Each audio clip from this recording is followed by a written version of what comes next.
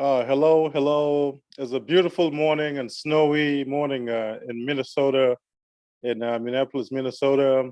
Thank you, wherever you're joining from. This is the Decentralized Media Podcast, and we have a special guest, and you could say VIP as well. Um, a man that needs no introduction, but we're still going to go ahead and introduce him just for formality. An accomplished gentleman, accomplished, Nigerian, African, Pan-African, and also a diasporan as well. Someone that has lately has been on the Appalachian Mountains, crafting some classics. And before we go ahead, my name is Eric Kaigama. I serve as the president and also the CEO of the Africa Chamber of Digital Commerce. And on the decentralized, side of it, I'm also the editor at large, and I have as a co-host Jiraji Kelvin Tiso, the head of communications and also the founder of Tambe Kaswa, a very busy man of late. And while the virtual guest getting situated, let me just so the protocol, we require all the virtual guests to stay mute and hopefully we're able to deliver 2022 classic here with Professor Ayeni.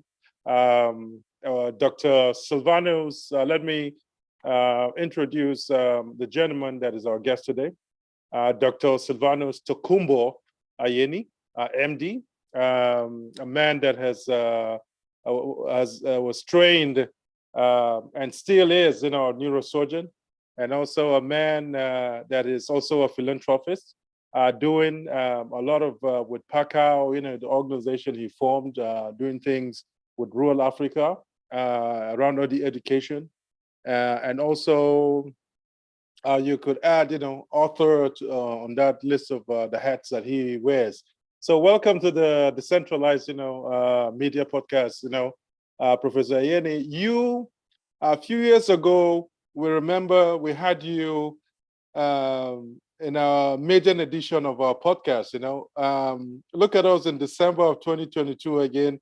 Hopefully we're going to deliver a classic with you again. Welcome to the Decentralized, what is currently known as the Decentralized Media Podcast, as part of the consolidation of what we're doing here within the chamber to give more value to the community. Welcome today, this beautiful morning. Welcome to this podcast, sir.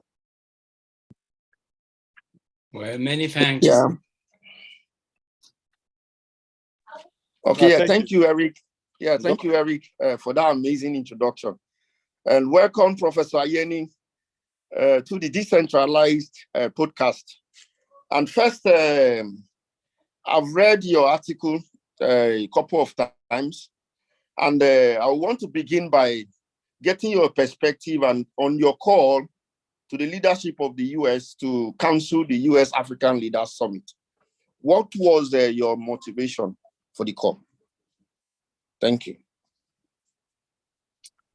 Well, thank you so much, Mr.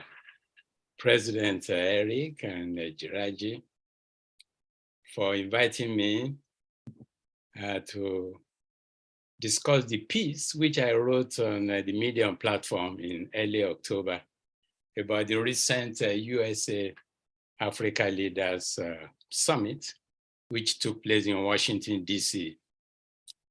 The impetus for penning the piece is actually a continuum in the search for meaningful and sustainable solutions to contemporary Africa's monumental problems. These have engaged my thoughts, and I've discussed it with friends, colleagues, and other constituencies for several decades. Now, when you look at the flow of human history, say in the last 600 years, vis-a-vis Africa, the continent has always been on the short end of the stick, so to speak. We've always been on the short end of the stick. Now, You know, following the demise of some of the great African empires like the Kingdom of Kosh, the Ghana Empire, and then the later periods of the other great African empires like the Mali Empire, the Songhai Empire, Kanem-Borno Empire, and the mighty Benin Empire. You know, following all those periods, okay, there was the transatlantic, obviously, slave trade, which was an absolute iniquity. We don't even have to discuss that. Now, then came the Berlin Conference of November 1884 to February 1885, which is also known as the Scramble for Africa. Now, with absolutely no African at the table, and with no knowledge of the ethnic groups, their traditions, their cultures, their languages, the European powers, 13 of them, sliced the continent into pieces, into what we now call nations. So after about 72 to 75 years of colonization of these African nations, and following fierce and sometimes bloody battles for independence, beginning with Ghana in 1957 and many other nations in the 1960s, these nations obtained the freedom to govern themselves. You see, the freedom to govern yourself, with the exception, obviously, of South Africa, which was under the apartheid regime. And in South Africa, following prolonged bloody struggle in which many lives were lost and huge sacrifices by the native African people, okay, apartheid was eventually expunged from South Africa, and President Nelson Mandela was installed as the first native African head of state of South Africa on May 10, 1994, and Mr. Thabo Mbeki was the first deputy president. So, and this is a very pivotal point, Jiraji, and I would say that this is one of the backdrops of why I wrote that article. Because when you look at our history, one will assume that the fundamental reason for all the blood that was shed on the way to freedom, the way to freedom from slavery, from colonization, the reason for shedding all this blood is because we want to determine, to shape, and to nurture the future of the continent without any dependency on foreign intellection. Now, this is very crucial. This is very fundamental as Africans. The reason our ancestors and our fathers and grandfathers shed so much blood and sacrificed for the freedom of these nations is to free Africa from dependency on the brain of other people, so you can govern yourself. And this is exactly what we have failed to do, in my own opinion. We have failed to live up to that dream and to that expectation. So this is very crucial. Now, today there's a thick and dreadful cloud over most of the nations of Africa. Now, I wish to assure you that this is not just the musing of an alarmist. No, I'm not an alarmist. I'm a realist. You see, we Africans, we are so far behind the other continental groups. We don't even know it. We are so far behind in all categories. You can name any category, whether you are talking about health, education, agriculture, technology, science, economics, artificial intelligence, robot, you name any sector, we are so far behind, and we keep digging the hole deeper and deeper instead of plugging the hole with our God-given brains and then stand firm on solid ground, take off and soar into the sky like an eagle. You see, I believe everyone in this session or listening to this podcast is aware of the challenges and the profound deficits facing Africa. And I've mentioned a few, but you are all familiar with it. And I hope when you read the article, you will be able to see why I focused on these issues and the fact that we have to get our house in order. We have to use our brain. So to summarize, the article was written in an attempt to answer 4 fundamental questions. 4 fundamental questions. Number 1, where will Africa get the resources and tools that she needs to lift her from the bottom of the human ladder of development? Because Africa is clearly the poorest continent in the world, with sub-Saharan Africa being the poorest region of the world, but that is not actually what nature wants for that continent. You see, we are poor, but we are not poor.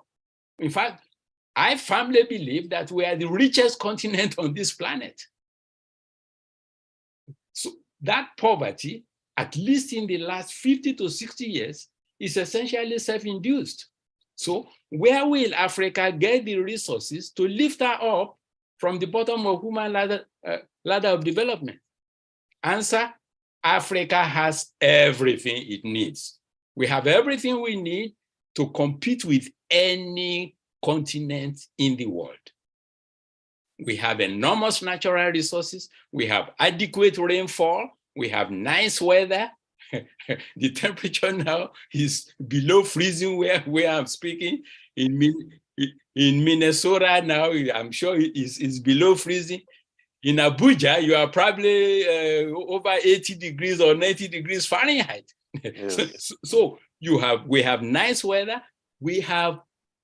And the most important thing, we have 1.3 billion brains. 1.3 billion brains with trillions of neurons. So what is holding us back? So that's number 1, the first fundamental question. The second question, who is to blame for the unrelenting poverty in Africa in the last several decades, despite more than $1 trillion in foreign aid? And answer, in my own view, which I've written about, I've spoken many times, we Africans have to take the blame. Number 1, woeful leadership. Post-colonial leadership in Africa has let down the people. And to some extent, the people themselves who choose to suffer in silence. Many of our people, they just choose to suffer in silence, hoping for divine intervention. And the African leaders, I'm not talking of the presidents or governors or prime ministers, but those in the cabinet, those who are in leadership positions, who know what is going on, including, I have to say, the church and some of the religious leaders who know what is going on, but choose to remain silent. They choose to remain silent either because of the benefit they get from the status quo or because they do not have the courage. They do not have the courage to speak truth to power. And in my view, silence is complicity. When you are silent, when you see this type of injustice and this type of incredible suffering and pain of millions of people, of children, of women dying during birth, of children dying of waterborne diseases, malaria, diarrhea, tetanus, and so on, and you don't speak, then you are complicit. You are just as guilty as the perpetrators of these atrocities. So that's number two. Who is to blame? Number three, what are we going to do about the major deficits facing most of the African nations? I've talked about the leadership failure, the corruption, and so on. But the big elephant in the room is mindset failure. Mindset failure. There has to be a complete change and transformation of the mindset of African leaders. This is a huge topic, which by itself can take a 3-day symposium. The issue of mindset, there is complete mindset failure in Africans with majority of the leaders and a big chunk of the population. We have to take responsibility for this. As I said, we can have a 3-day symposium on mindset failure, but for now, let me just say a few things. Number one, we have allowed other segments of the human race to define us. Let me say that again. Africans, contemporary Africans have refused to define who they are. We have bought into the narrative the idea that Africans are a collection of blacks. Now, this is very crucial. This is very crucial because nothing could be further from the truth. Nothing could be further from the truth. Africans are not a monolithic entity of quote unquote blacks. Whether you are a creationist or an evolutionist, there is no such thing as blacks or whites or yellows.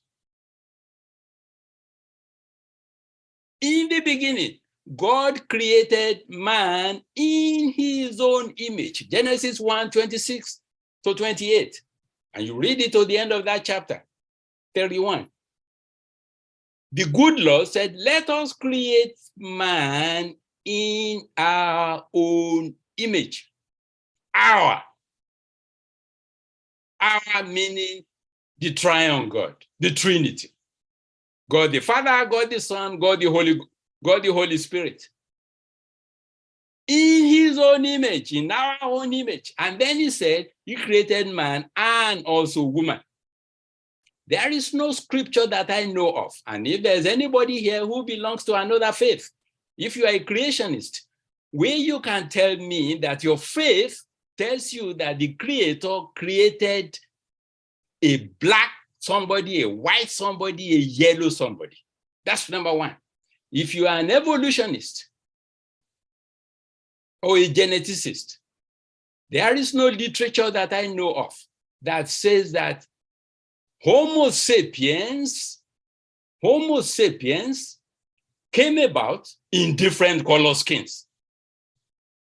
Indeed, if anything, 100,000 years ago, everybody on this planet lived in Africa.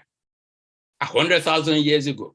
And the out of Africa migration occurred beginning about 60 to 70,000 years ago. There is still a debate about that. Now, some of us have settled on 60,000. You go through the literature. So everybody on this planet, once upon a time, lived in Africa. So that tells you that the skin color is very superficial. It is superficial, it is climate-based, and it can change depending on the ecosystem and so many things that we don't understand. So let me conclude this segment with this, because it's a segment that is so pivotal. Let me conclude by saying this. superficial skin color, which is only a few millimeters deep, has nothing to do with the quality of the output of the human brain. If you stick out your tongue is not black. The tongue of a Chinese is not black. The tongue of a German is not black. There is no black brain. There's no difference in the brain of any of the 8 billion plus people on this planet. No skin color confirms superiority or inferiority on any human being. Intelligence, abilities, and capabilities are uniformly distributed among all segments of the human population. Let me repeat that again. Intelligence, abilities, capabilities are uniformly distributed among all segments of the human population. It is up to the leaders and the people to use that intelligence, the abilities and the capability that nature has given every human being. And the leaders have failed. African leaders, post-colonial African leaders, by and large, majority, not everyone, a few of them are trying their best, but the majority have failed to act on behalf of the suffering masses. The vast majority have acted only on their own personal behalf, on behalf of their cronies, and only rarely even on behalf of their tribes. They have abdicated their responsibilities. Now, let me talk a little bit about the people. The people in the homeland and the concerned sons and daughters in the diaspora have to step up. You have to speak truth to power. Private sector, public sector, secular, religious, everybody has to step up. So I know I've really gone long on this first segment regarding leadership, corruption, etc., but it is very important. And who we are as Africans. The issue of mindset.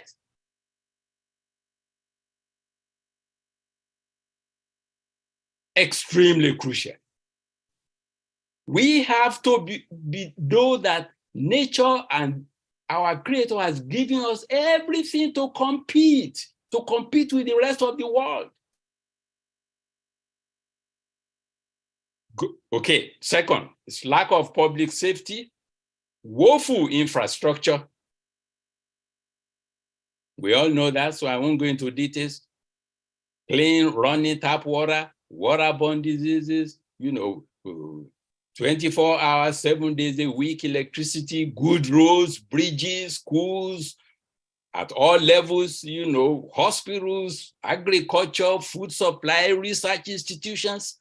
We wait for Europe, France, England, USA, China, India to come and build your roads. You know this. And that brings me to the fourth question.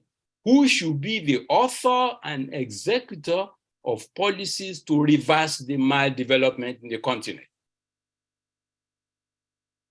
Who should be the author and executor? And this is where the African leaders who came to Washington again, they have dropped the ball. They have failed the continent. They came to Washington to ask people to be the author of the maldevelopment of their nations. If you check the summit of 2014 and you look at that agenda, it's in the article. That agenda was set by Washington. You will be ashamed of what that agenda says. Agenda 4, Agenda 6, to teach your leaders how to provide good education, to treat women, to build school, to do this. Do you have to come to Washington for President Obama to tell you that? So the answer to this is the leaders must stop surrendering the thought processes for solving their nation problems to Americans, to Chinese, to Europeans, to Indians, and other continental groups. It is an affirmation of the when you do that, then you are affirming the perspective that Africans are incapable of governing themselves. And you are cementing the presumed culture of low expectation. Let me say that again.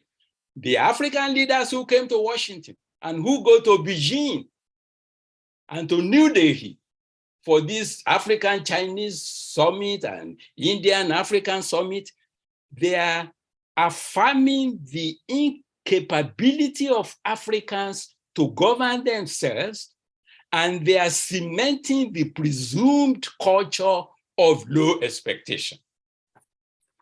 So I know I've spoken quite a bit, Jiraji, but I'm open to questions and discussions before I say a few more things. Thank you very much. Yes, thank you, Prof. Thank you for sharing your thoughts on your perspective as to why you made that call for the U.S. government to cancel the U.S. African Leaders Summit. Thank you for that elaborate explanation there. But before we give room for further interaction, I would like to take you back a bit. About in 2014, the first U.S. African leadership was held, which you actually wrote elaborately on in your article. I would like you to share your thoughts from 2014 to date. What do you think? You think there have been remarkable changes in terms of governance, in terms of women empowerment, in terms of fight against corruption?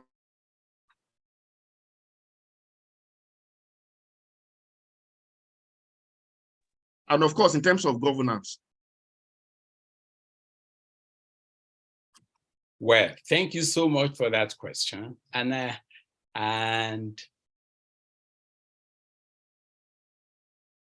for those who follow current events very well, you know that in the 8 years since that summit, if you look at the trajectory of most African nations, whether it's economic development, in infrastructure, education, agriculture, healthcare,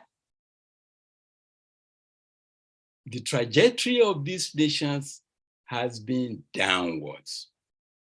So the answer to your question is that no, that summit has not yielded any meaningful fruit. As I alluded to in the article, yes, in the past 8 years, there has been improvement in women participation. Okay, there has been an increase in women participation in politics and in commerce, in the banking sector, technology sector, and a lot of things. But I think it will be very difficult to claim that that summit, resulted in this increase in women participation in these sectors. I think that is just a normal growth in these African nations because of the efforts of the women themselves, and it's just a natural growth. So, but when you look at all the other sectors, no, there has not been any significant improvement, especially in governance. I mean, you look at, since that time, there have been coup d'etats in Mali, in Guinea, in Chad, in Sudan, twice, in Burkina Faso in the past year, and in March 2021, as I said, there was a failed coup in Niger. So a lot of instability, and then when you look at the lack of public safety, I don't have to tell you this, we know what is going on in Nigeria and many other countries.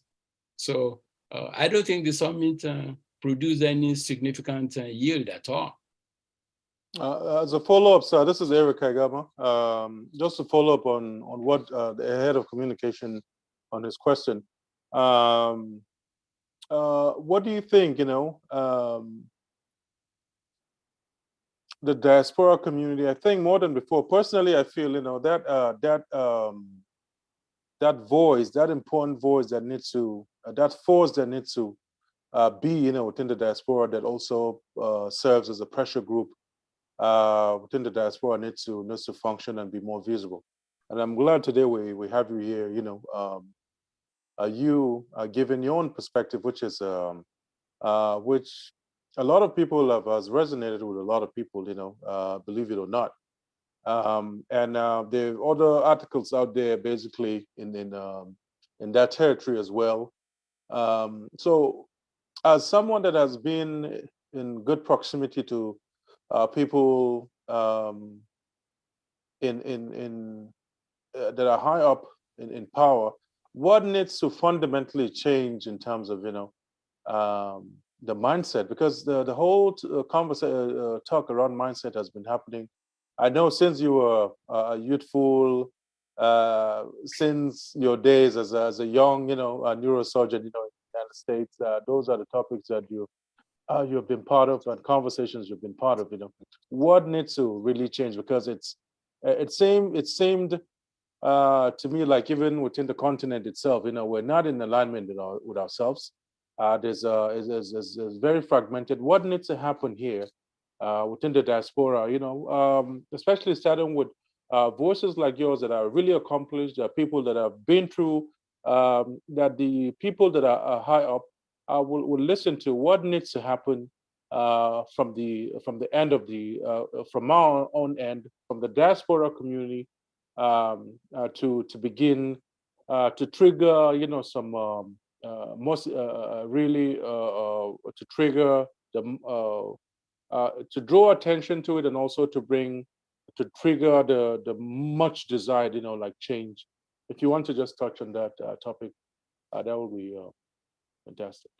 Yes, thank you so much for that question. I think the key is that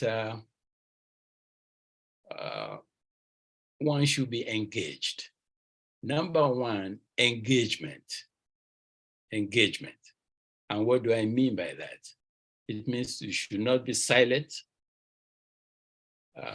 You may be away from the epicenter of all this suffering in the continent, but you have your roots. We have our roots there.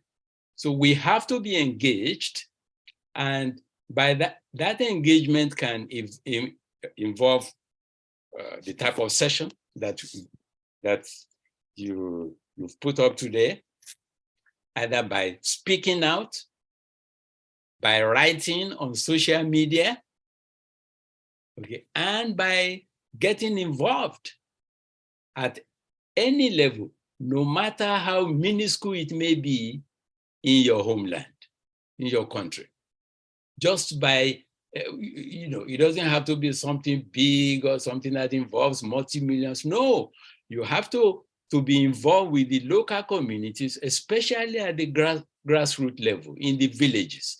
You have to be involved in their lives in a meaningful way, especially for the next generation.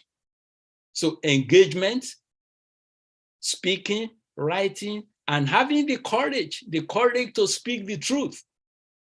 That is very important, because what has happened is that many people know that, there are many Africans who will speak the truth in private. We know what we say when we are in each other's houses and so on, but they will never say this in public. So you have to speak the truth to power. And then people have to be prepared to participate. Either, if you want to run for office, no, do not be scared. It is risky, yes, but in addition to speaking truth to power, if you really want to get involved in the fight, get into the ring and run for office And hopefully, if you have a critical mass of like-minded people, that is what is lacking in many of these African nations. You see, when Lee Kuan Yew took over, the leadership of Singapore, he was very fortunate in that he was able to recruit a critical mass of like-minded people, and they took Singapore from a city state with zero natural resources to a successful nation. A nation that, when it's separated from the Malaysian Federation, okay, nobody on this planet gave Singapore any chance of success. And look at Singapore today. So, but late President Lee Kuan Yew was able to get a critical mass of like-minded people. That is the key here. People who feel so passionate about what is going on, then you have to get enough like-minded people around you, men and women, and then you change this problem from within. This change can only come from within, and the people in the diaspora cannot be silent. We have to be engaged, not only where we are in the USA, but in the homeland, Okay, yeah, thank you, Prof. Let me shift the pendulum a bit. African dance with the East. Do you think the East are the real friends of Africa? especially having enjoyed a very good relationship with China since 2000. Thank you so much for that question. There is a popular book called Dead Aid. Dead Aid is a book that was written by a prominent Zambian born economist, who trained in Oxford, worked in the World Bank and for some major corporations on Wall Street and so on. And her name is Dambisa Moyo. And in that book, she has a chapter, okay, in which the title of that chapter is "The Chinese Are Our Friends." Now, I agree with most of what she wrote in that book, except that chapter, particularly that title. Now, the Chinese are not our friends. Now, don't get me wrong, they are not our enemies. I have many Chinese friends. I have, during my first life in medicine, I was fortunate to have a number of Chinese students, residents, interns, people at school. So I have many Asian friends. So the Chinese are neither our friends nor our enemies. I firmly believe that they are in Africa because of the natural resources, just like the Europeans, just like the Portuguese who sailed into Africa centuries ago, just like the Europeans who sliced the continent during the scramble for Africa. They are in Africa because of the natural resources. Their primary intention is not to make Nigeria the second most powerful country on this planet. Anybody who thinks that is delusional. Now, what the Chinese and the Indians and the Europeans are doing, I don't blame them at all. If I were in their own shoes, I would do the same. I would do the same. Because that is what life is all about. Life is about competition. Life is about going out again. Let's go back to the scripture. Go to Genesis. When God told Adam and he said, God created man in his own image and woman and instructed them to establish a dominion over all other creatures and over all the blessings he gave us. So the people who travel all over the world to establish dominion, whether over plants, over animals, over the gold mines in South Africa or in other places, the oil fields in Nigeria, which are being run by Shell, by ExxonMobil, by Shell BP, by Texaco, and so on. They are establishing dominion over all these natural resources. So I don't blame them. I blame us because we have failed to establish dominion over the natural resources in our own land. You see what I'm saying? And this is why the issue of mindset is so important, because we have to start rethinking our relationship with the rest of the world. You see, if anybody thinks that the United States is going to give up the #1 power in the world, then you must be kidding. If anybody thinks that China does not want to become the #1 nation in the world, then you must be kidding. If anybody thinks that Great Britain doesn't want to return to the golden days of the British Empire, you must be kidding. Every continental group wants to get to the top, except Africa. You see what I'm saying? I mean, as I said, this is something that requires complete rethinking. And thank you for that response, Prof. But the issue is no longer about education. We have some of the best, minds. For instance, in medicine, someone like yourself and a bunch of other younger men and women, and also other people that are thriving,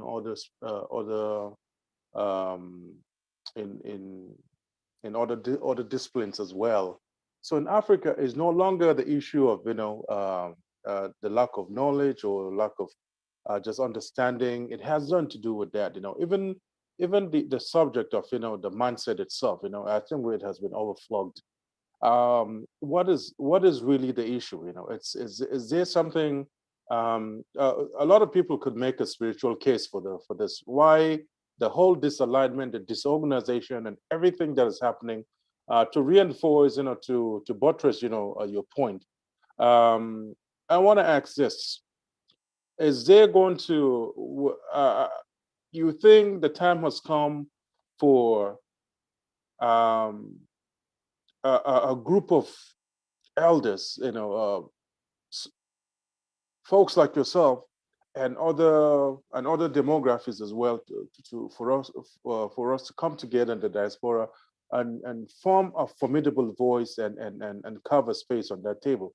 Because my experience when I went to DC, for instance, except for the sideline events and what have you, where those important conversations are being had, in the deep heart of the conference, the conference halls, the diasporans were not there.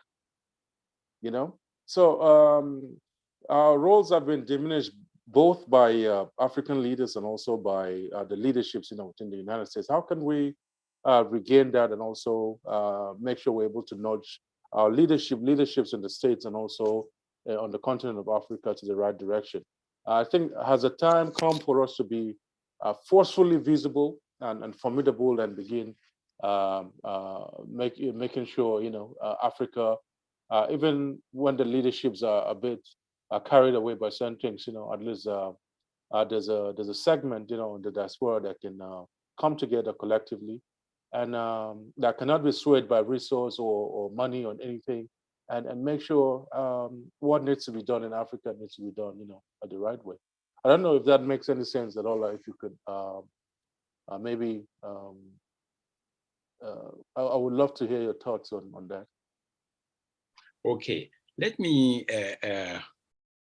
answer the second part of your question, the diaspora involvement. I think the first question was the issue of mindset, that what exactly is the problem given the fact that we have so many accomplished Africans? That was your first question, but let me answer the second one first.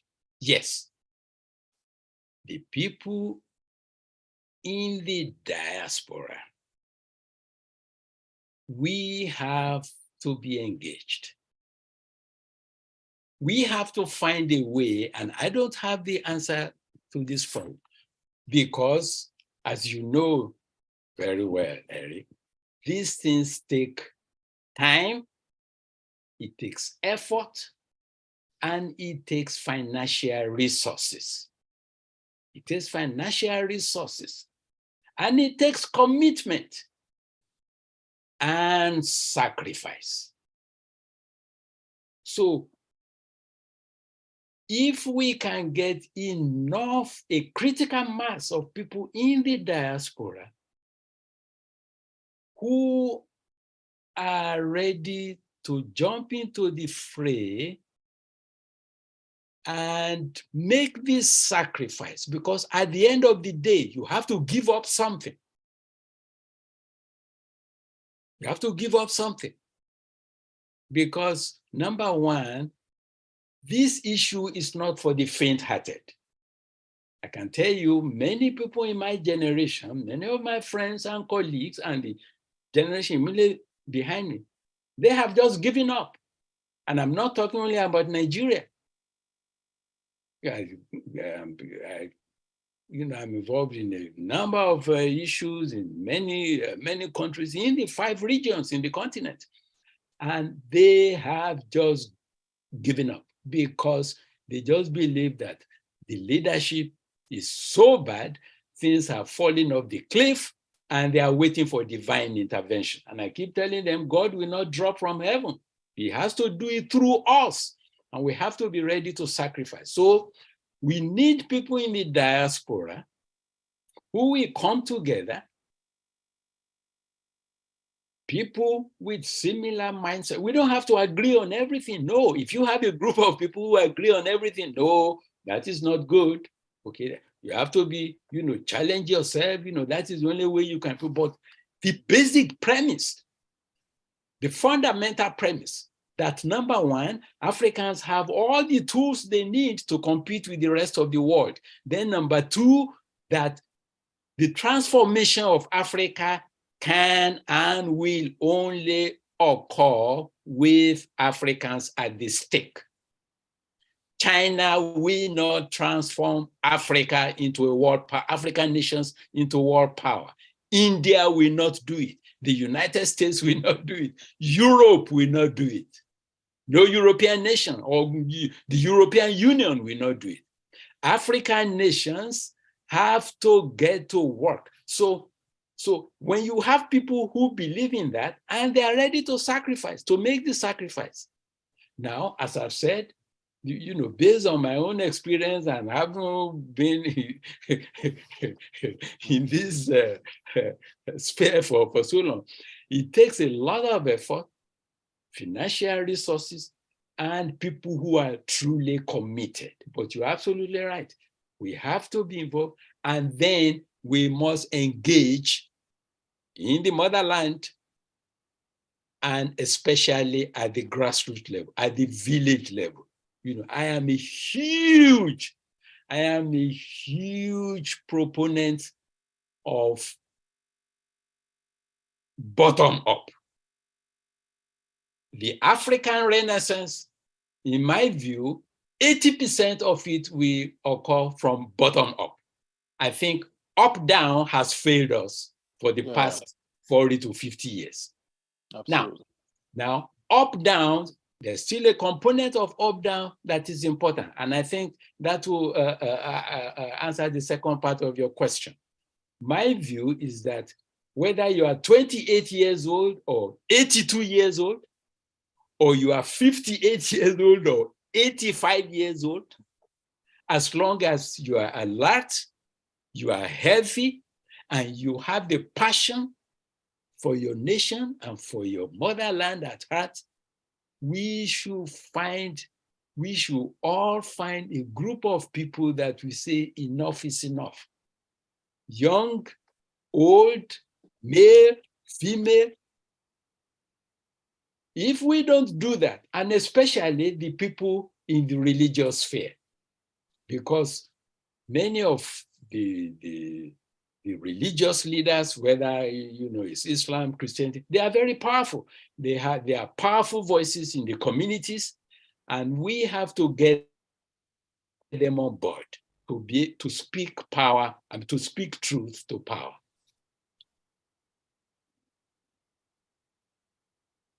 Okay. Absolutely. Yeah. Thank you. Yes, absolutely. Thank you, Prof. Head of Communications. Yeah. Thank you. Once again, my name is Kelvin Jiraji.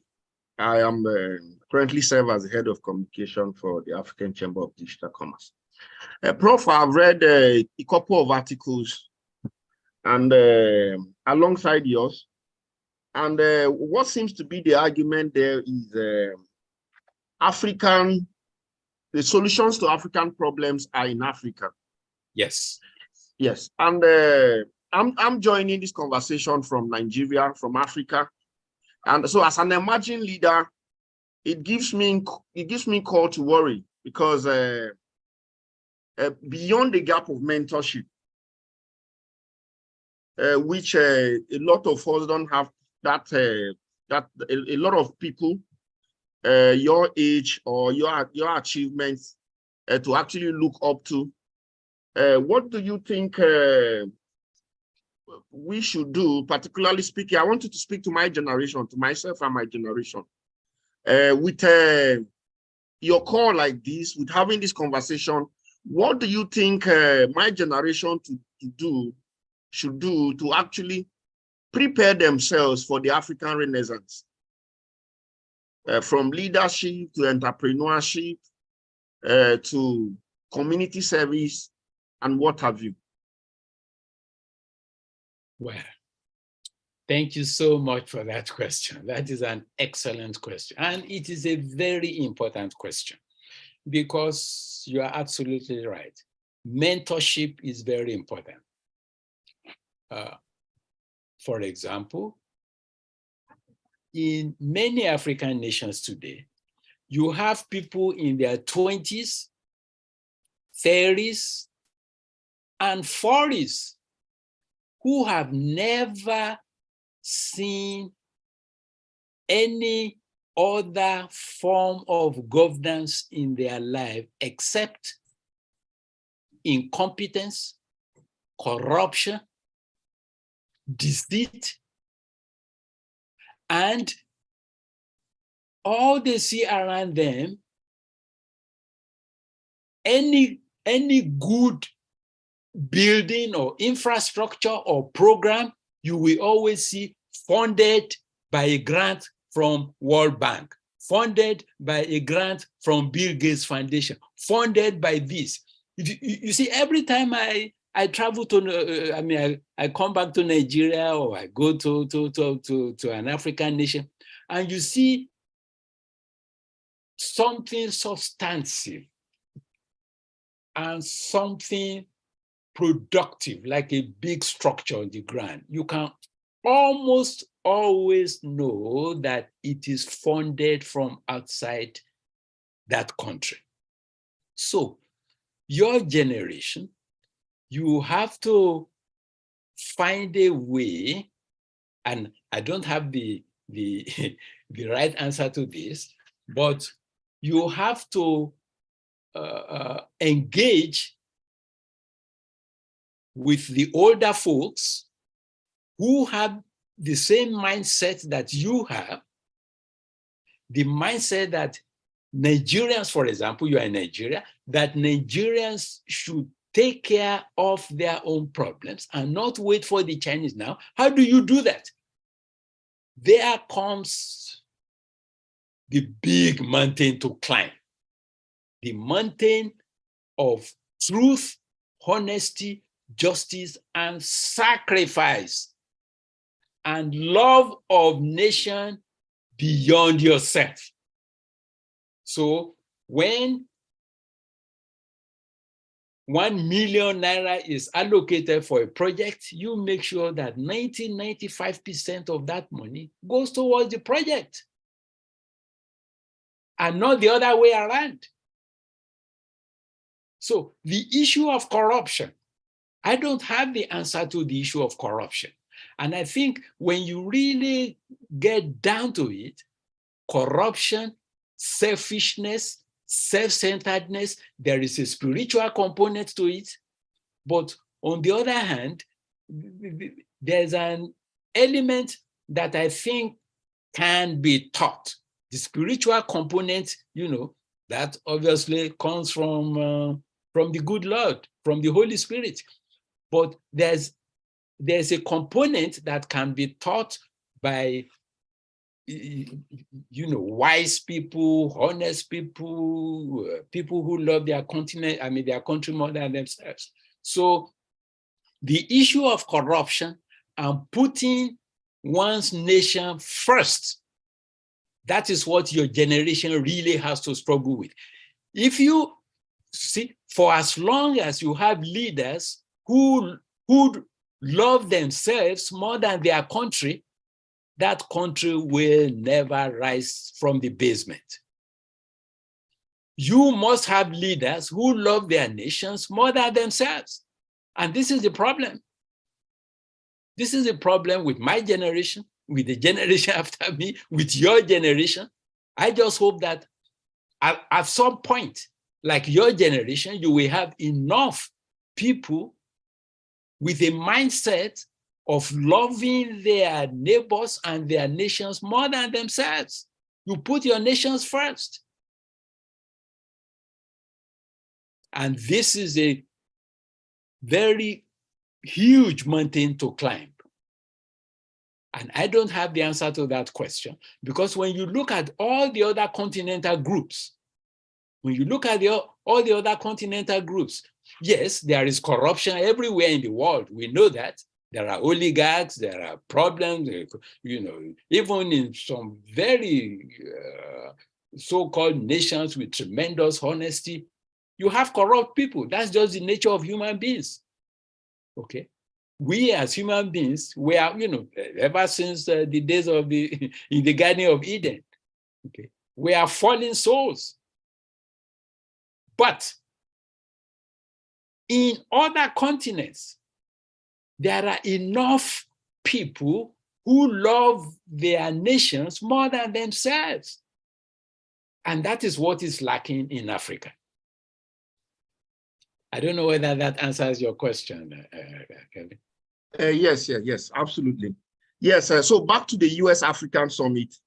I was having a conversation before this meeting, and then a lot of people were of the opinion that the achievements of the summit is Biden's call for the involvement of Africa or African Union in G12 and in the Security Council. So I want you to react to that. Oh, thank you so much for that question. Yes, President Biden wants the African Union to be invited to the G20.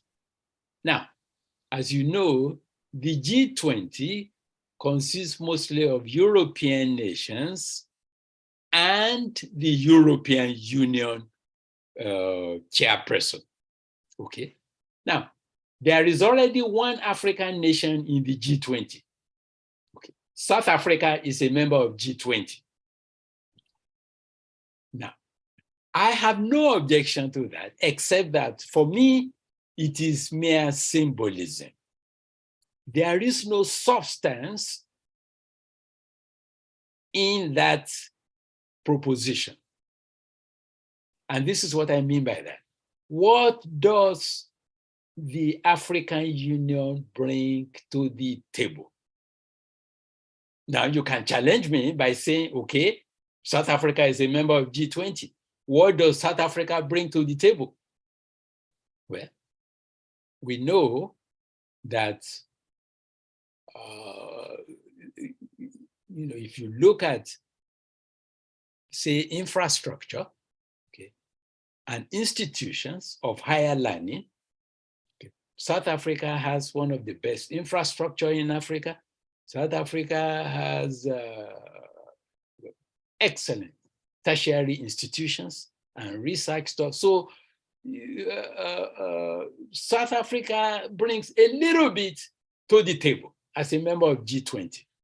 So just for the symbolism, it's okay, but in terms of substance, what do the other 53 nations of Africa, excluding South Africa, which obviously is a member of the African Union, what do they bring to the table? You see, it's going to be the same issue of begging. Okay, people have used the word begging. I'm sure in the articles that you must have read, people say that African leaders are beggars. They go to Beijing to beg, they come to Washington to beg. And I think the same thing will happen at the G20. They don't bring anything to the table. So that's my answer to that.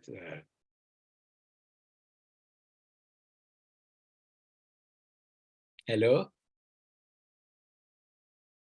Hello? Hello? Hello? Yes, sir. So yeah, I think Gerard is having a bit of a technical issue there, but I think the response,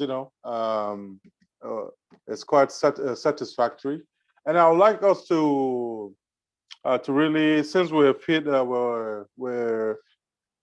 this is our first. I think we're a few minutes past. We've put in about an hour, a good hour, and it has been quite an enriching, conversation.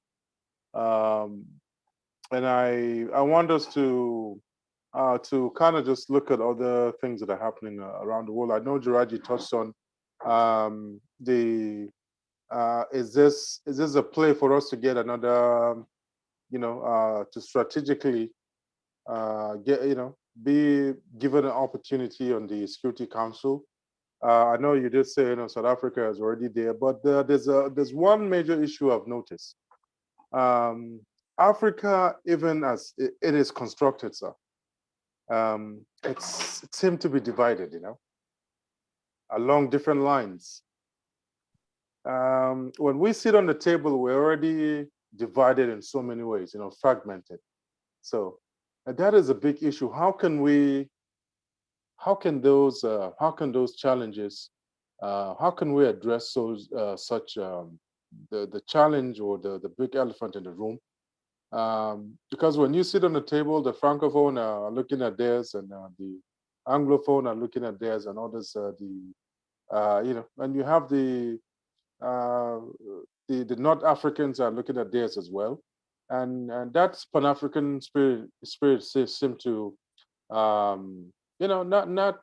doesn't exist as it should, as it was evangelized by the like of the Kwame Nkrumahs and the Nnamdi Azikiwe's, and also and a bunch of other great men and women back in the day. How can we get on that table? How can Africa get back on that table collectively with one voice, and hopefully are able to negotiate better, and also facilitated significantly by the diaspora that hopefully will come together as it could be a forum, it could be something that I don't know how to describe it, but how can that division be minimized, so for us to have that collective voice on the table? That's the question. Yes, that's a great question. And as you alluded to, the issue of Pan-Africanism is one that has engaged the thoughts of the founding fathers of these nations. During the colonial era, the great men you mentioned, President, Kwame Nkrumah, Nnamdi Azikiwe, Julius Nyerere, Leopold Senghor, and Bafemi Awolowo. So it is an ongoing problem. But you cannot have a united Africa if you don't have unity within these nations. If all you have is coups upon coups upon coups, coup d'etats and coup d'etats and coup d'etats, if all you have is tribal conflicts within these nations, see what is happening in Nigeria, see what is happening in Mali, Burkina Faso, Equatorial Guinea, even Cameroon, South Sudan, Central African Republic. So if you don't have unity within these nations, then you will not have regional unity. See what is happening now, even in the West African region, ECOWAS. Look at the turmoil within West Africa. West Africa has become the epicenter of the most recent coups. Mali, Guinea, Burkina Faso. And then the central portion of Africa, Chad. And then you go, east and north, Sudan, South Sudan. So the issue of Pan-Africanism has been the dream of the founding fathers, as you said, okay, championed, mostly, at least in terms of articulation, by President Kwame Nkrumah. This was really a big passion of his. And he believed, and rightly so, that unless Africa unites, okay, you will not be able to establish the type of voice that you are talking about.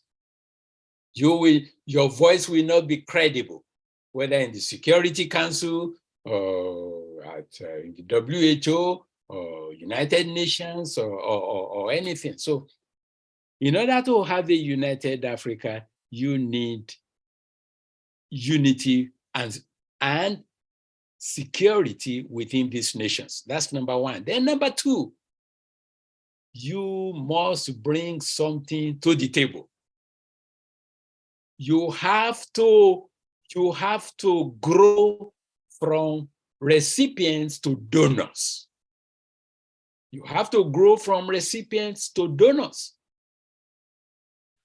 As long as Africa remains the continent with the majority of recipients of the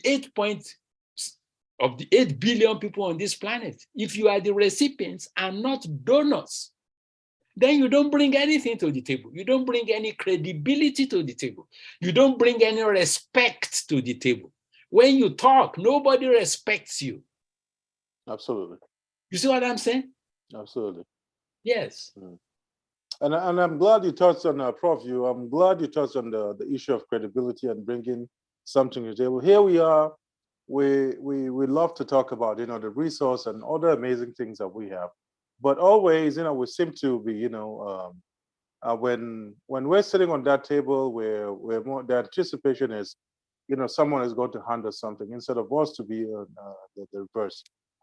Where does that, need to happen? Where does that, really? What is going to trigger that? We've seen the rise of, in Tunisia, we've seen the Tunisian uprising. We've seen destruction, like in Libya.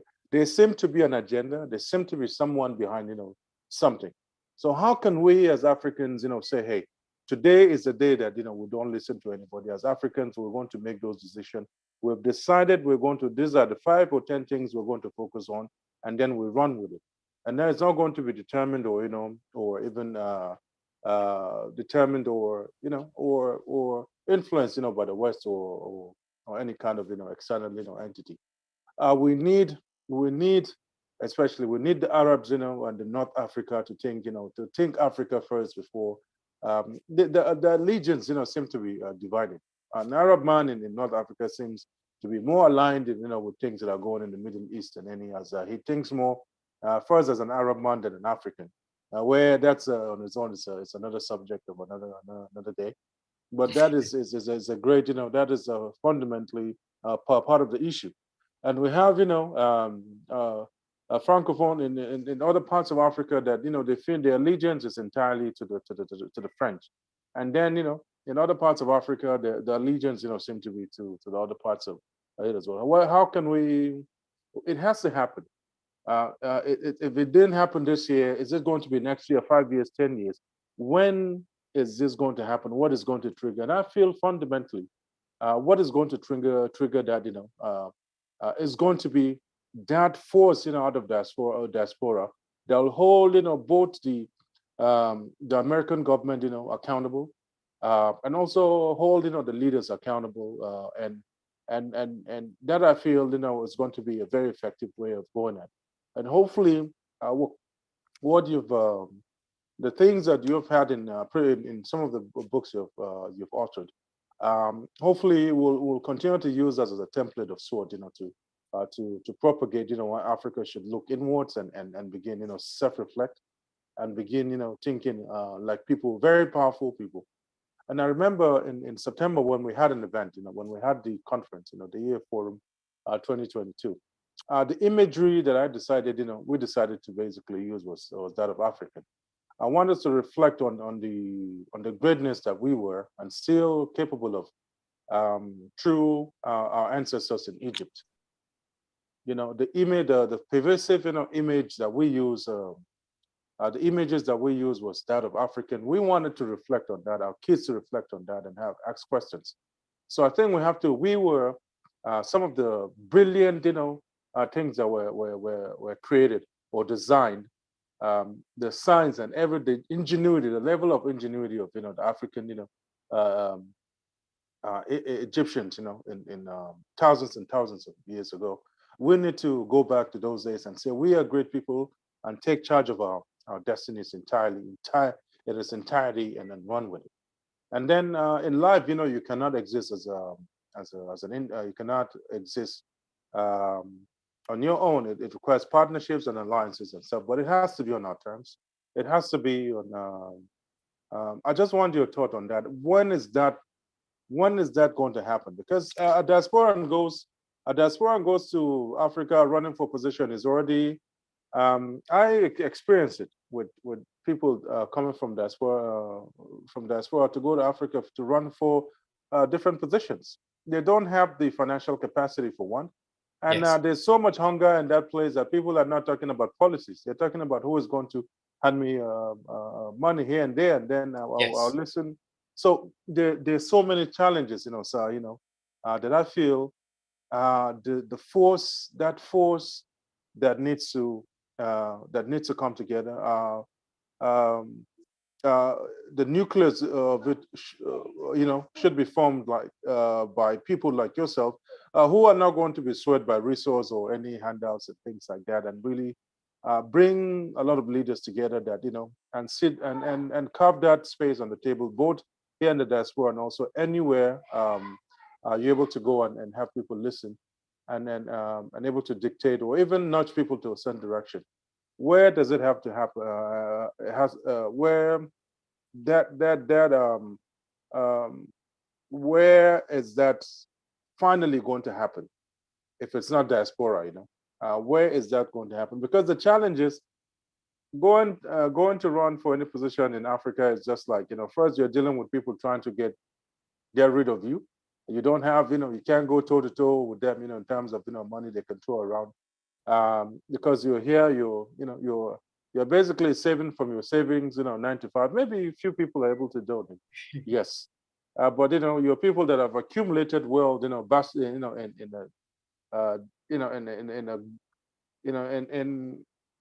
sorry, because we're recording here, I'm not even going to use that, the word or the phrase that I intend to use.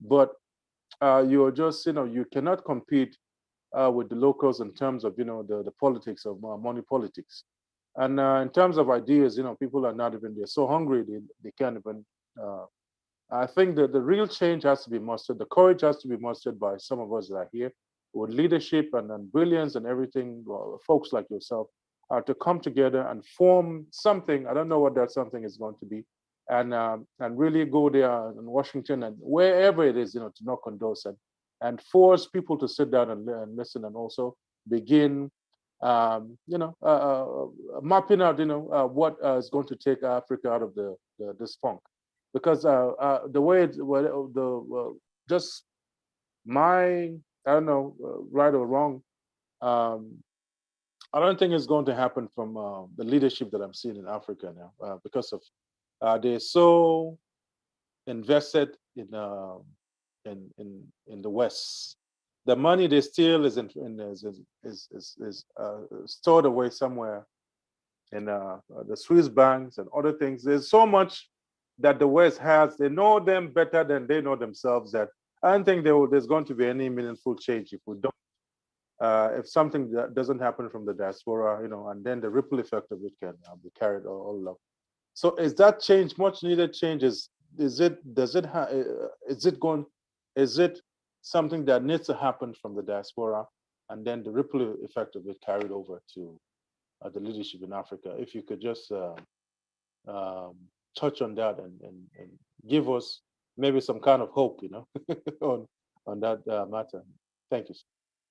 Yeah, well, you've raised a number of questions. I saw that somebody raised a hand, but it's no longer here. But let me address the issue of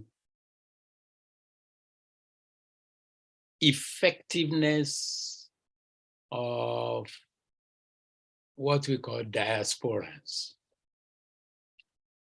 I know you are recording this, but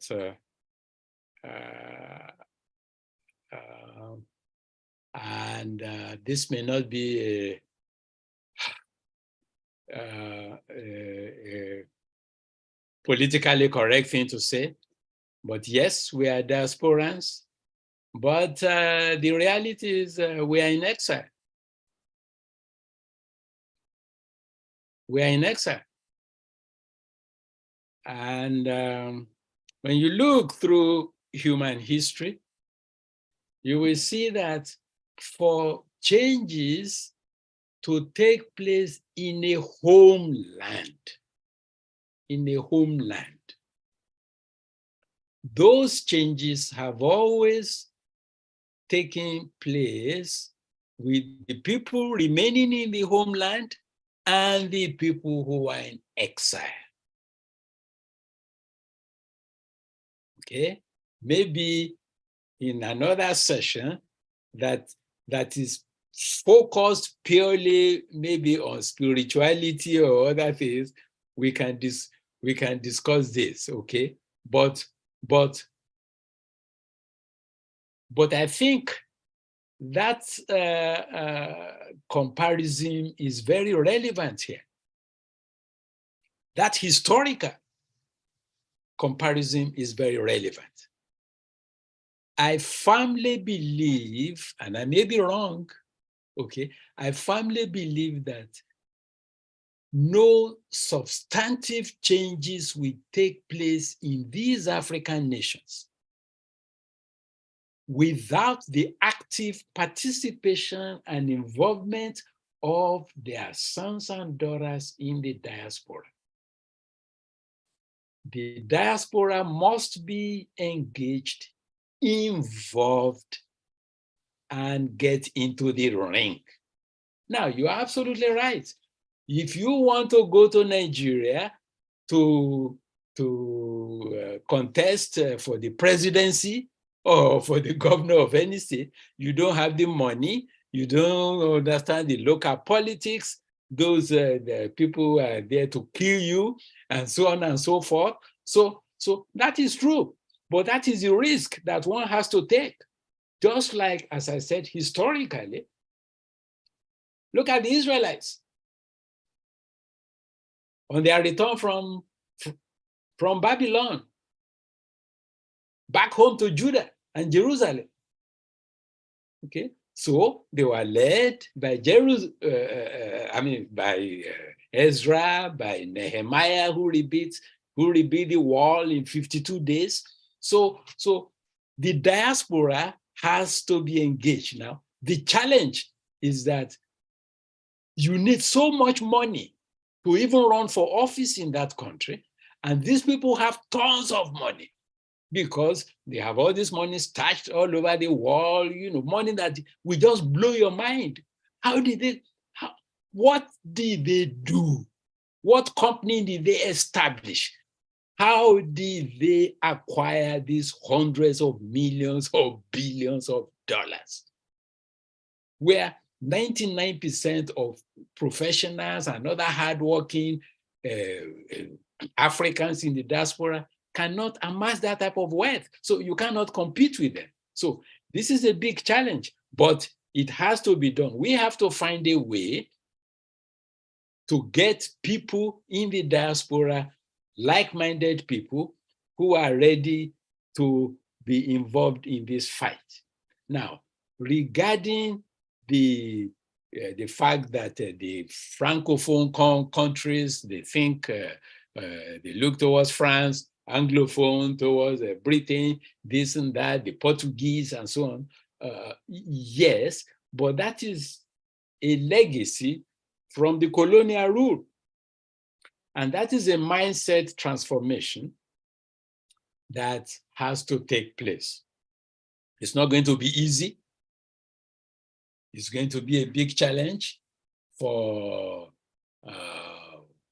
our generation to help the youths and the children in the continent. You see, because one thing that I'm really concerned about is what will happen to the generation of Africans who are now teenagers and below, and from birth to age 12. I think that is an endangered species. Those two groups in most of these nations. Because these nations are so far behind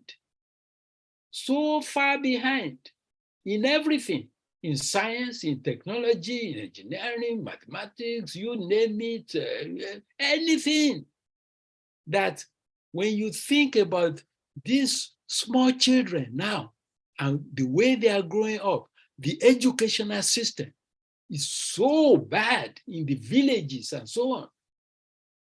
People talk that, they have their cell phone and mindset or a new computer. No, when you look at the quality of the knowledge and even the teachers who are teaching them, I'm involved in this education, the challenges that you face in getting quality teachers to teach these children. So it is going to, you've talked on so many things, the Francophone issue, the fragmentation within the continent, the mindset, okay? That is a legacy from the colonial days, and it's going to take a while. It's going to take maybe 1 or 2 generations who we have no significant contact with those colonial legacies and will think differently. First, in terms of their nations, then in terms of the continent. Because Pan-Africanism is going to be very difficult. The dream of Kwame Nkrumah is, in my view, several decades, if not centuries ahead. So, but the diaspora, we have to have the courage, okay? Fortunately, some of us still have the energy to get into the ring. We have to get enough like-minded people to say enough is enough. Then we put up our own candidate, or we support our own candidate, whom we think, will be the foundation, we lay the foundation for the emergence of these countries, depending on which country you have. Absolutely, well said, Prof. And I just want to, there's another, the Harriet, Kataba here from UK just made a comment here that this is the most honest, thing anyone has said in a long time. And she also said the reality is sorry, I don't know. My phone here has just is off, but I'm trying to get yes, the. I'm reading it. The reality is Okay, we are Africans and part of Africa, but also we are in exile, I agree, and often viewed as outsiders to some degree. Yeah. Yeah. Absolutely. That is coming from Harriet, a very brilliant, a lady and a very good friend of the chamber as well, and had a stint also at the chamber as well. Good. And it's good to have such comment coming from her. Thank you for that comment, Harriet. And if there's anybody that has any question, if you have any question at this point, we're open to taking them. But meanwhile, I just want to venture into things that how just give us. I just want people that are listening are going to play back this. There's some hope, in the horizons. I know you're a man of science and deep thought. You're writing. What should we expect from those things that you put in a considerable amount of time? If I for a second there, I thought you were doing documentary with Discovery Channel or one of those channels that they go deep in the wild and we see all kinds of things that that we don't get to see. But just that retreat that you have embarked on, without giving up, sharing too much on what was that about? You being on the Appalachian and embarking on that retreat, and also to self-reflect, and also able to catalog your thoughts, and at some point be able to share with the world. What are the things that are going on, if you don't mind, to share with us, Prof. Dr. Ayeni? Thank you so much for that question. That is a wonderful question. It is the purpose is to reflect.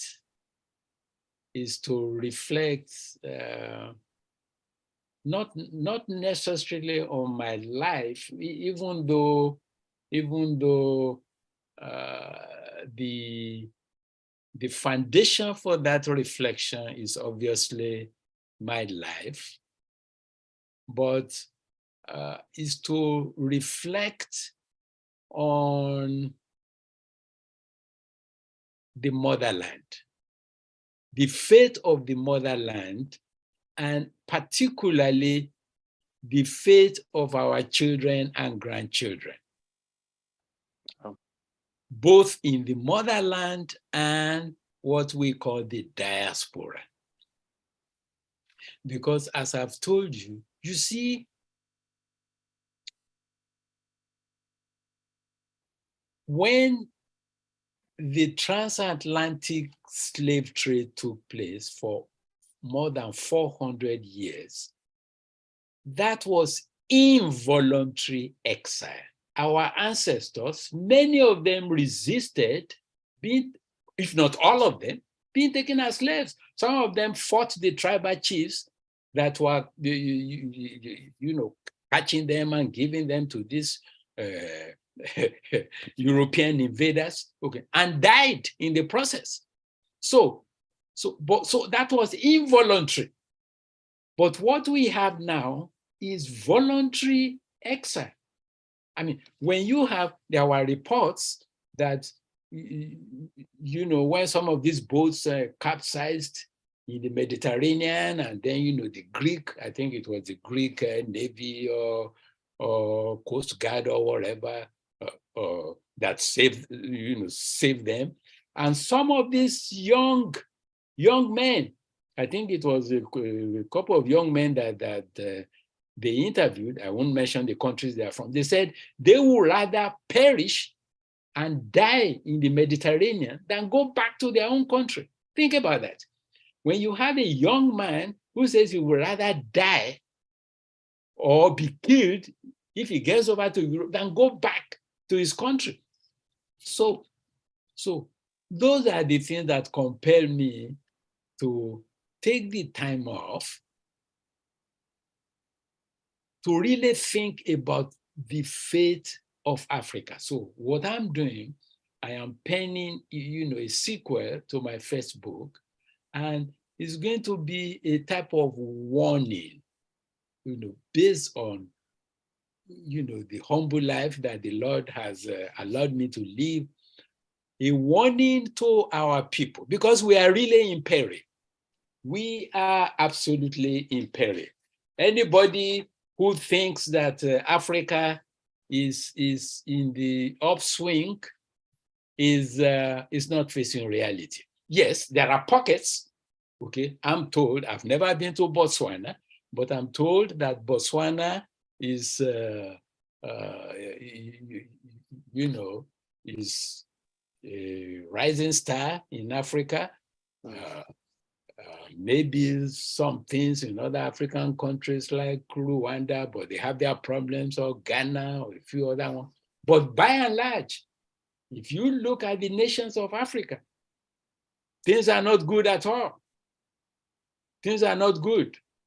And so I am penning this piece, and it's a warning to our people, and to remind them that our children and grandchildren, we have committed them to permanent exile outside the motherland. And it is something that really pains me significantly. You see, because the issue of who we are as Africans vis-a-vis other segments of the human race is a very, very complex one. And Africans have to realize that they cannot change the minds of other people about who Africans are. It is only by competing with them, by standing toe to toe with them on the same turf, just like you do on the soccer field, just like you do on the basketball field, just like you do in track and field. That is the only way you can do intellectually to really change the way people think about Africa. So those are the issues that I am dealing with, and I am putting together in this book.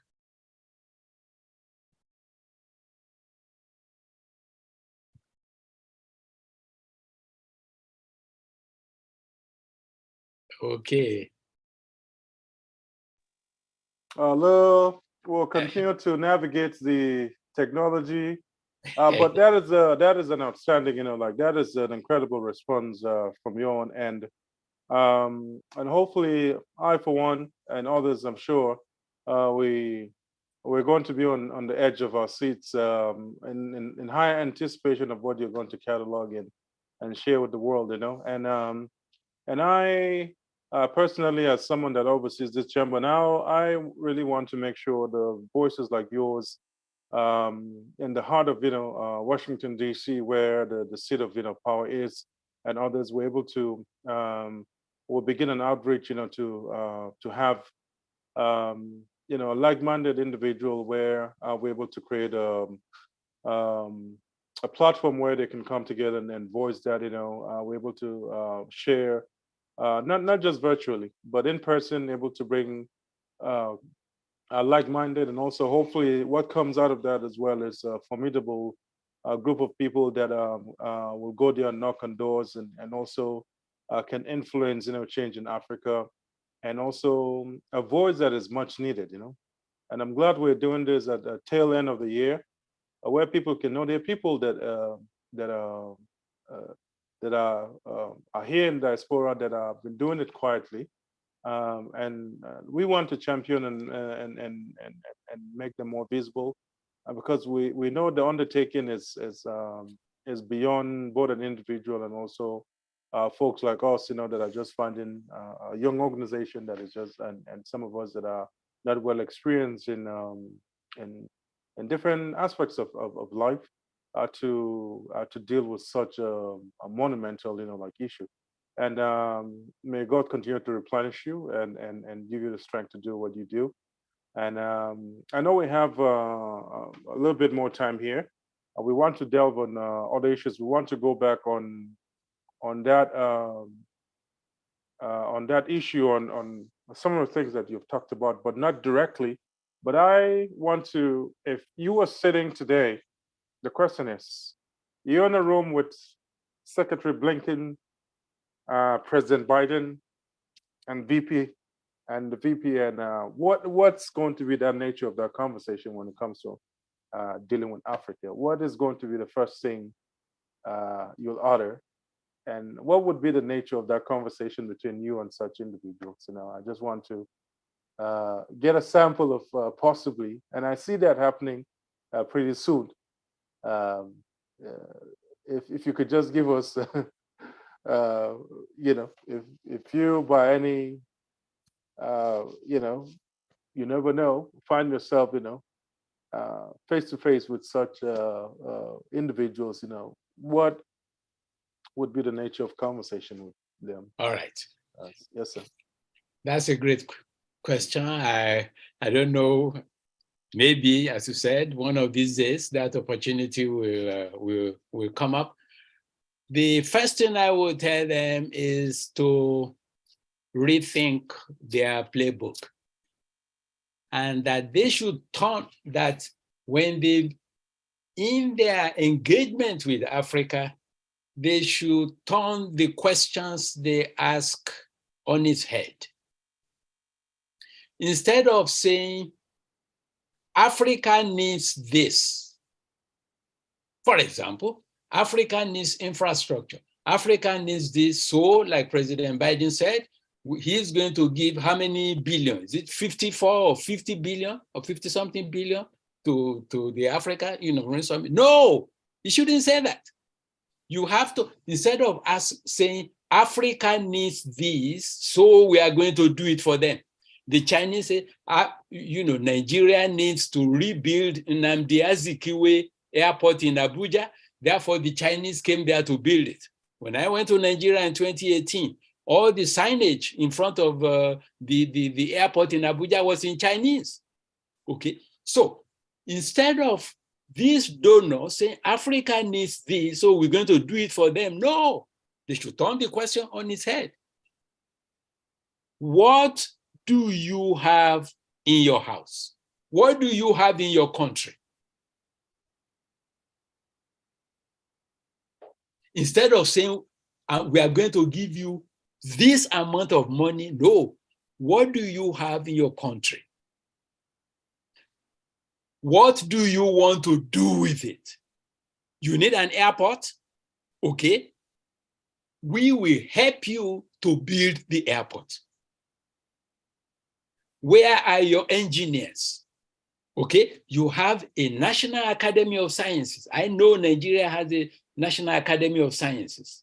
Okay, you have a National Academy of Sciences. You have an Institute of Engineers in Nigeria. You have Institute of Architects in Nigeria. Okay, where are your people? We will help you. They have to turn the question upside down. I will say the same thing to Bill Gates.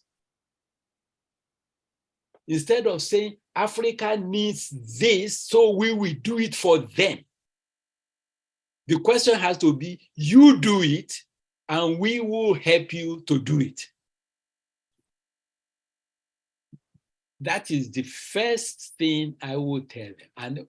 And we can discuss that topic at length, because it has to do with, you see, the moment you keep doing things for them, then it is an affirmation that they do not belong to the other continental groups who can do things themselves. It is an affirmation of their intellectual unbecoming, if I may put it that way. Unbecoming. When you use the word, the language unbecoming is a very derogatory language. You say, oh, you are an unbecoming person. So it's an affirmation of intellectual unbecoming when you not only do things for them, you finance it for them. And then you force them to sign something like the Abuja airport, where Nigeria will be paying China for the next 25 years. So you see, that is the thing that I will ask President Biden and his team. And I will ask any head of state, or I mean, not ask, tell them. That is very pivotal in our relationship with other segments of the human race. And that is where the issue of mindset comes in. That mindset transformation has to happen not only in Africa, but outside Africa. But it will not happen here because it is not in their own best interest. You know, they want to control us. They want to be, have the power. Absolutely. Okay, so it is for us to disarm them so they can no longer control us. And an excellent, point there, Prof. And one thing people fail to understand is it's not the business of the European to take care of Africans. It's the business of Africans to take care of Africans. Yes. The business, the natural, or what the instinct and everything of an European or an European American is to take care of their people. Why can't we imbibe the same? We seem to think that we want people to either like us or be the ones to fix our problems instead of us to kind of just look inwardly with all the brilliance and everything. And I hope and hope and pray that conversation is going to be had at the highest level with the likes of yourself, where Africa is coming with people in every field, with the brilliance you can think of, and at the same time we're taking matter into our hands. We're saying we're now going to wait for you to design a financial system for us. We're going to design something that fits our needs. Yes. We're going to design, we're going to leverage technology that are emerging, the best, the way we feel, helps our people. And grassroots is where we really want to focus the economy of people in the hinterlands is where we want to zero, our energies into. That conversation, that people will come to the table with authority, is lacking right now in the diaspora. I think with folks like yourself, becoming more visible because of the fact that if you don't, the continent continue to disintegrate in so many ways.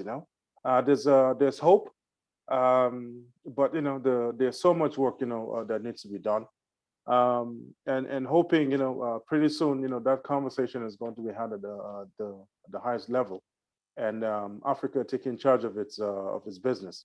And before we wrap up here, I just want to thank you, Prof. I know it's his holiday.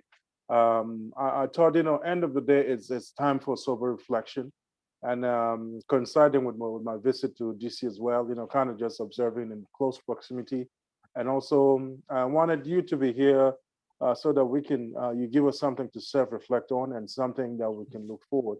Something that will inspire us, in next year, and I'm glad others that were able to be present, to listen to you or even read through the articles and others that have read your books. Some of the books, your books that I've shared with others, and it's not something that you keep to yourself. It's something that I feel it's in some ways some a template where people, our community, we need to know what it is and consume, and hopefully that that mindset that is much needed. It triggers a lot of positive things in it. So, and I want to thank people that are going to watch on this on replay. Please, before we wrap things up here, Prof is going to as is popularly known, or Dr. Sylvanus Tokunboh Ayeni, MD, with his as the founder and also the CEO of PACAW, the organization. Before we run, I just want you to share what would inspire you to form PACAW. It's quite obvious, for me, I know in some ways, I know what inspired you, because you are a person that is constantly giving. It's all about people in rural areas. But I just want people, in your own words, to share with us what inspired you to put together what is known as PACAW, the organization that you run, a nonprofit to help to do your bit on the continent. If you share with us, and then we'll wrap things. Thank you, Prof, if you don't mind. Thank you. Okay. Well, thank you for that question. Well,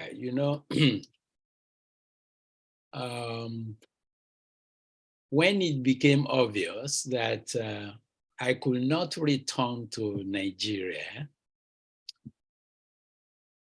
after making several attempts in the late 80s to return,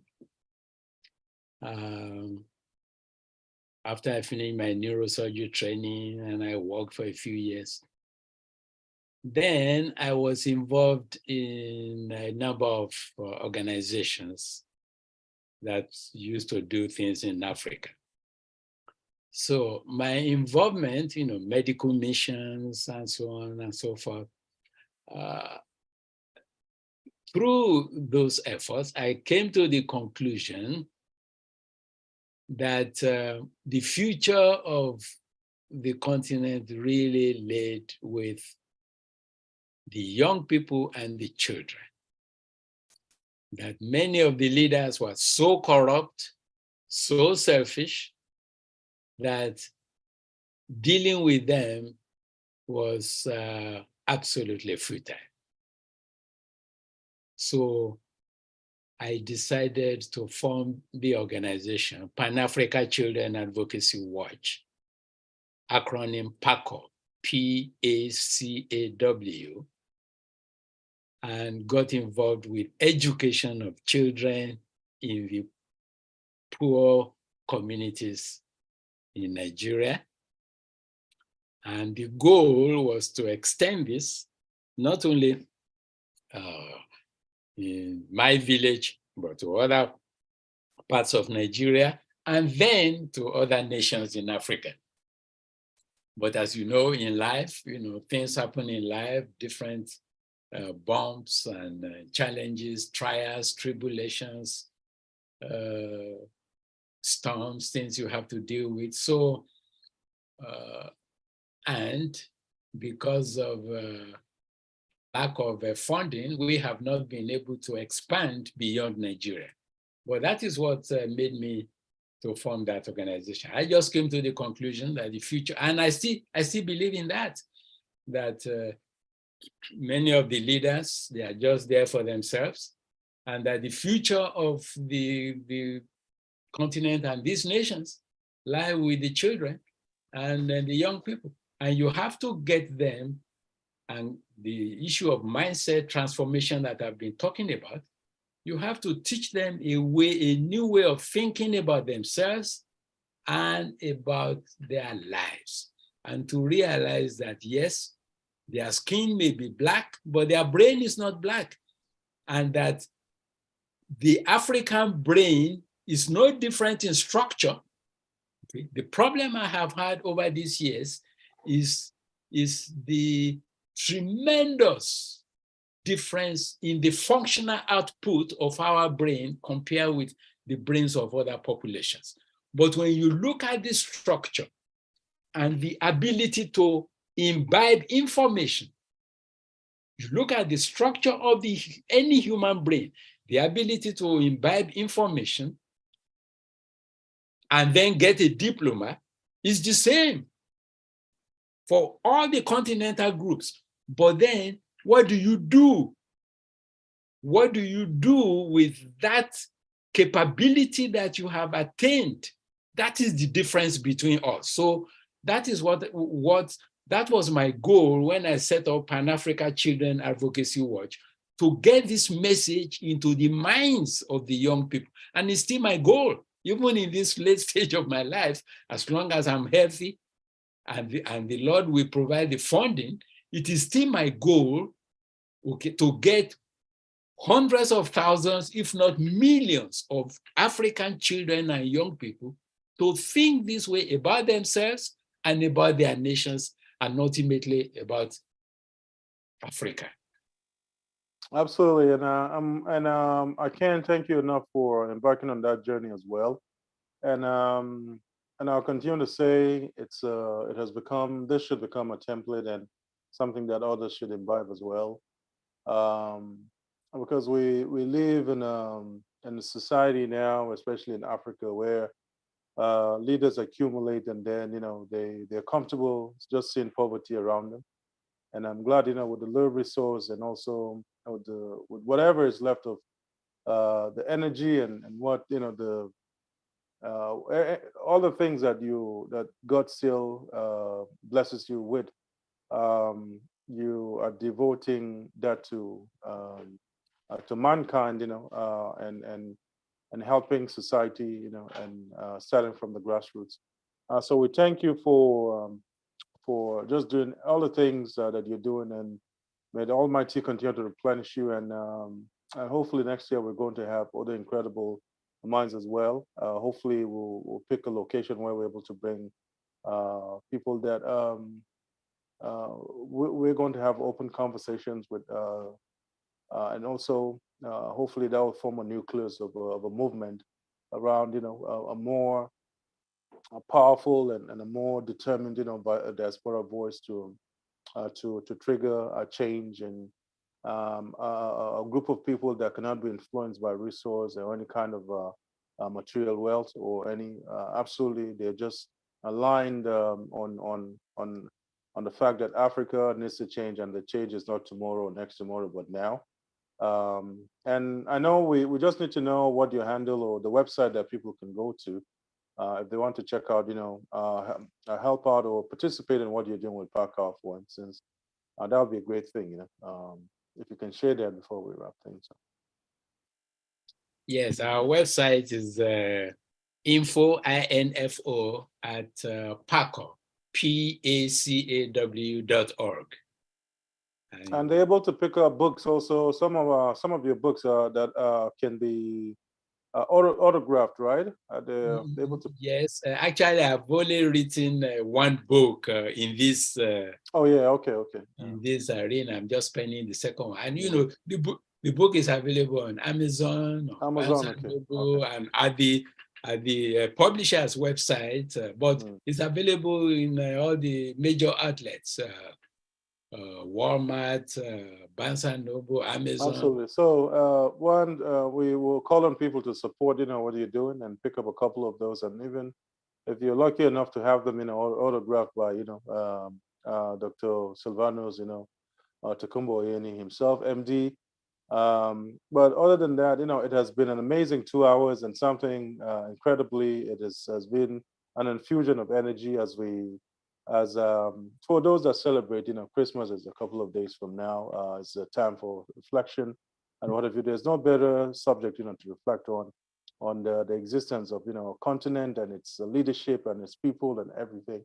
And that voice that will be beginning to simmer in the diaspora, that will saturate everywhere, but hopefully, and we're praying next year to be the voice of sanity on that table.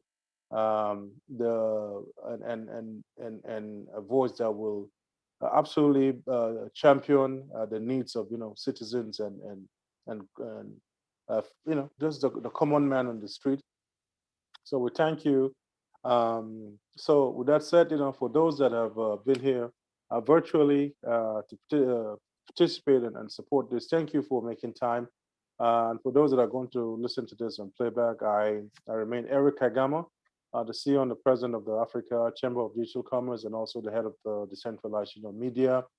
Thank you and have a great holiday. And I'll give Prof the last word there before we wrap things up. Thank you.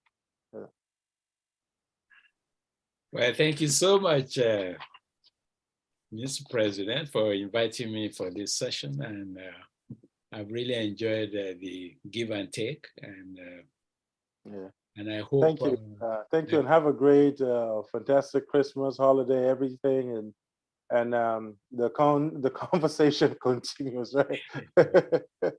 Take care. Okay, take care now. God Thanks. bless you. Yeah, thank you. Merry Christmas and Happy New Year.